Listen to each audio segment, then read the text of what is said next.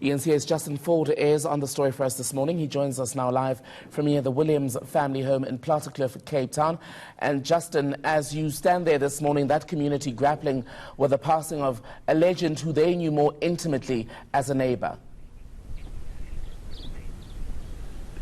Yeah, good morning, Tembekile, from a very quiet Plattekloof suburb out here in Cape Town. And as you mentioned, a very somber mood, and the neighbours, having spoken to one of them, we'll reference a bit later on, you know, just mentioning the fact that how the neighbours adored Chester Williams, not the rugby playing man, but just the man that he was in terms of his continuous smile, his greets as he would drive past them. It's a very close-knit community, and they speak often, and definitely will be reeling this morning. And we are just a few sort of houses, 2 or 3 houses away, potentially just behind me you can see. And out of respect for the family, we've decided to not camp out in front of their house, but just reference the house behind us. As the family, you know, it's been just over 12 hours since Chester Williams was sponsored, and a very, very sad moment during this time. And that is what has shocked so many people, isn't it, Justin? Because just looking at tweets from people who worked with him at the University of the Western Cape saying they'd seen him just as recently as Thursday, and then on Friday night comes the news that he's died. Absolutely, and I can speak from personal experience as well, whereas as soon as last week and Wednesday, I had an interview with Chester Williams. He had launched this beer that was a trailblazer, and it speaks to Chester Williams, the man trailblazing, you know, the rugby field for players of colour. Way back in 1995, inspired so many. And what Chester Williams has done is he has developed a beer brand that has been exported to Japan. And the only South African beer brand that was able to be marketed or at least sold out in Japan. And having spoken to him at that moment in time, he just told me of his passion for his community, and the reason for his decision to put his name to a beer was to simply raise funds for his community of Paul, and the proceeds of that, he was looking to use that to uplift that community, and also potentially look at assisting future rugby players to put them through the necessary coaching, and hopefully one day make it big in the field as well. But ultimately, you know, it's a very, very big shock to many. I have spoken to a few of his UWC colleagues, and looking at him yesterday, I think as late as sort of just early afternoon, that they had last spoken to him via WhatsApp or telephone call as well.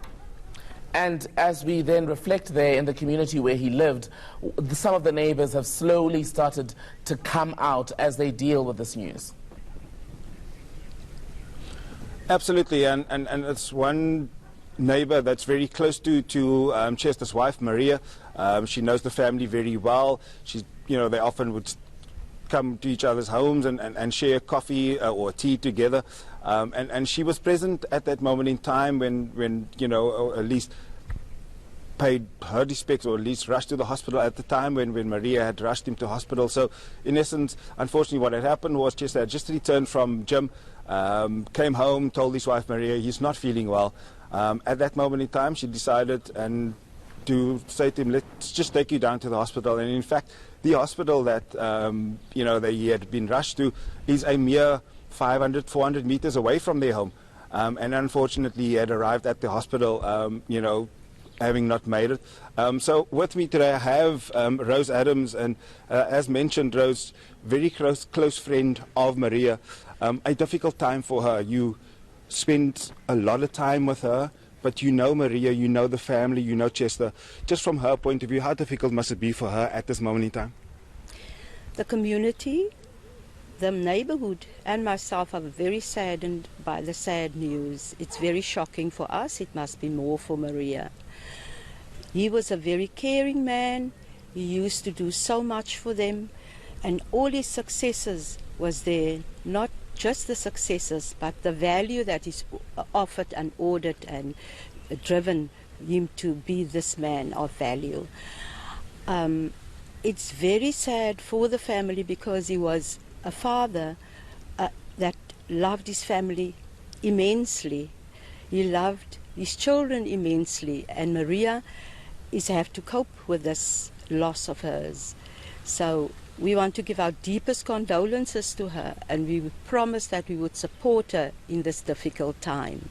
Absolutely, and I think what you do talk about, just the father, I remember certainly there was an instance whereby I needed to get hold of him and talk to him about rugby-related matters, and he had said to me, Justin, I'd love to talk to you, however, I've got to fetch my kids at school, you know, so he made sure that he was always there for his kids, and just that loving nature, a very quiet man, you know, and you talk about his successes, but again, he was never one to talk about his successes. And I mean, just briefly, your interactions with him, you know, what was that? What would your fondest memory be of Chester Williams? He was a man of adventure, and he would always take his children on holiday, and he would always have a special place for them where they've never been before. So it's admirable that he's a man who works hard and he plays hard. And we love you, Chester. We will deeply miss you. Rose, thank you very much for your time, and during such a difficult time. And Thembekile, and I think those will just be the sentiments that will be echoed throughout this country at the moment. I mean, we were just standing by ready for the crossing, and there's actually people driving around looking for Chester Williams' house. And I'm pretty sure that, you know, the influx of people wanting to pay their respects will increase over the coming days. Justin Ford, for now, thank you, Justin, in Cape Town. Live for us this morning as we continue to track all the latest reaction to the passing of Springbok legend Chester Williams.